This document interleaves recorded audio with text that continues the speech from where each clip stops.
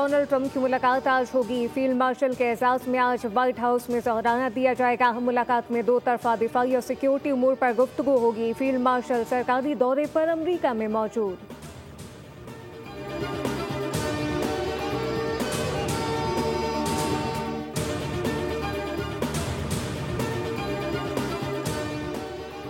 Iran के Israel पर जवाबी हमले से हुनियों का जोम टूट गया। इसराइल की सारी अकड़ निकल गई।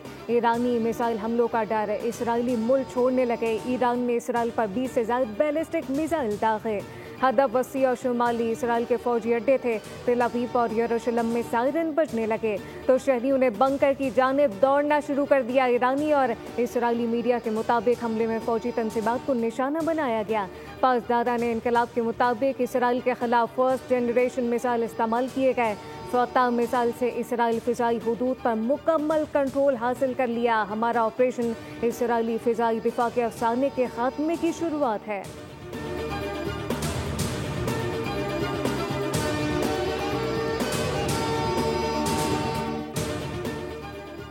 और इसराइली दिफाई निज़ाम दबाव का शिकार, अमरीकी मदद के बगैर 12 दिन का दिफा मुमकिन। वाशिंगटन पोस्ट और वॉल स्ट्रीट जर्नल का इंकशाफ। इसराइली दिफाई निज़ाम चंद दिन का मेहमान रह चुका। रिपोर्ट के मुताबिक इसराइली दिफाई निज़ाम मुसलसल हमलों के बाद शदीद दबाव का शिकार हो चुका।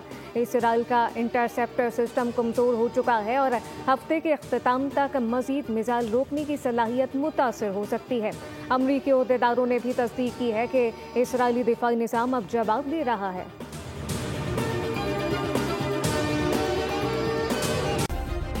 सब्सक्राइब करें और बेल दबाएं ताकि कोई खबर रह न जाए।